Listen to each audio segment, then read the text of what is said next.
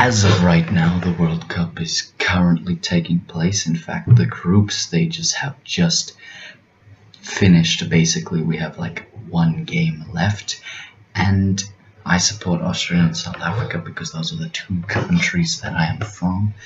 But recently, it has been facing a decent amount of controversy from the breaks they're calling hydration breaks, sponsored by Powerade, and well, of course, it is just primarily focused around advertising. First up Powerade, then a bunch more stuff just so that FIFA makes a hell of a lot of money. But that is not the only problem, as they are also under, well, not really under controversy, but facing the problem of the fact that they have been, they used 48 teams instead of the usual, I don't know, I'm not even sure if 48 is right, but they used a lot more teams than usual. And now this gets me wondering, like, why are they doing this? And of course, we all know why. It's for advertising. Because of course, when you have 4 breaks instead of 2, or just 1 actually, because maybe pre-rolls as well, you get a lot more money. And what do FIFA want? They want money. So they take ads, stuff them in the middle of even the half times. Well, not even half times, in the first half, second half. Put them inside, and now you've got, what, 4 halves, or at least 3 advertisings, 4 including pre-rolls, and you've got maximum amount of publicity for whatever companies you want to do. You force them to pay you 200 times more. And this also applies to the other games, as of, like, okay, they put 48 teams in. Of course, the World Cup is going to be different, right? There's going to be a lot more teams, a lot worse games. It's not going to be all action-packed like the fans, like me, of course, would like it. And, well, of course, this is what's basically creating the controversy, because why would people want to watch a World Cup match when it's like 2 teams that nobody knows? And there are some videos that are like, wow, these 2 teams, and that the worst teams have the funnest games. But I don't really agree with it. Like when Argentina played Austria, it wasn't really a big game, but I watched it and I liked it because it was a big game for me, right? And what I hated was the hydration break, of course.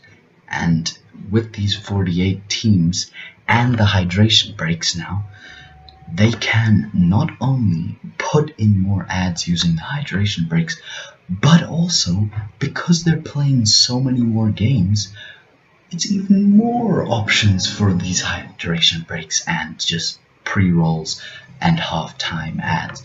It's like a whole money scheme where they're making 10 times, 20 times as much as the usual World Cup, and that's wild.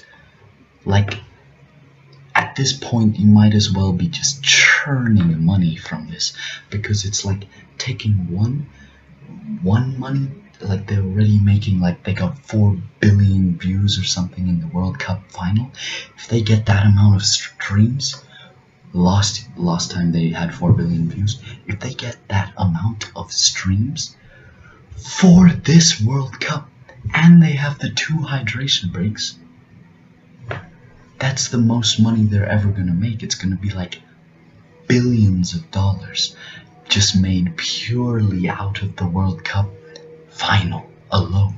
And then you have 104 games. Of course they're gonna make billions, maybe millions, but no, probably billions even. And well, this is greedy, right? But okay, it's smart for the World Cup, but it's greedy in terms of us fans that want to watch the football. Now we have to wait as if it were like a basketball game where you have these quarters or these, I don't know how a basketball game works, but there's a lot of breaks, right? I think, and and in those breaks, the nice thing about them is that you have these shows, right? You have these shows where they just show everything they want. Like they entertain the people that bought tickets, right? I'm not sure if I'm tweaking, but they don't have these halftime shows at the football games. So how are they getting entertained? They watch the players drink water. What? So it's just like, okay, you're completely stuffing up the entire system of us watching football just to make more money, and that's gone for all of the people that love the game. Why would I hope that they're less successful? Hopefully they get like 3 billion views or even 2 instead of the 4 billion views or something that they got last World Cup, simply because they're no longer actually caring for their sport. Now they're just taking, oh, I like money. I like money. And they're taking that and they're going, how do we make money? Put in a hydration break that advertises 2 extra companies that we can make pay us millions just to have their ads in there. It's like, how large is the Super Bowl? I don't know. Pretty massive, right? Now, imagine those ads. They're probably paying more than them if they want to be in like World Cup games, like quarters, semis, finals. Finals probably like millions of dollars just for a single ad. And then you have companies that are putting multiple in. And that's, well, it's good for FIFA, and it's mainly good for the companies, right? Because they're making money because they're selling their products. FIFA is making money because they're advertising the people that want to sell their products. But what about the viewers, huh? No halftime show for them. Maybe the final will have a halftime show. I'm pretty sure the US tried to organize that. But if only the final has a World Cup show, like halftime, or hydration break show, then it's just gonna be boring for the viewers throughout the whole, okay, not the whole 90 minutes, mainly just when, for like the 15-minute half, for like the 5-minute hydration breaks or something like that, and then the 15-minute halftime, because unless they actually do put like these interesting things inside for the people that want to watch it into the actual thing, then nobody's having fun. And of course, the other problem is the ticket prices. Because if you want to go watch a game, it's like reselling for millions of dollars, I believe. Which again, crazy. Absolutely wild. And of course, this is not FIFA, right? This is the resellers, right? They're making a lot of money from reselling tickets, like World Cup final. That's like probably the most. Then you have like semis and all of that, but they're still selling for millions. And if you want to go see your team now, what do you have to do? You have to save up from probably your entire life savings just to go watch Colombia. Nah, I'm not gonna say an example, but like to watch a bad game, or possibly a bad game. It could be the best game of your life, but now they're probably gonna have a pretty empty stadium, I'm gonna presume, already, because of the simple, expensive ticket prices. And this is also mainly because of the US. And then, once again, we have the problem of the cars. That if you want to go into the stadium to watch the game, you have to pay for a bus or something, I don't know what it is, to take you inside. Because you're not just allowed to walk in. Huh? Why? Oh yeah, they can't walk now, huh?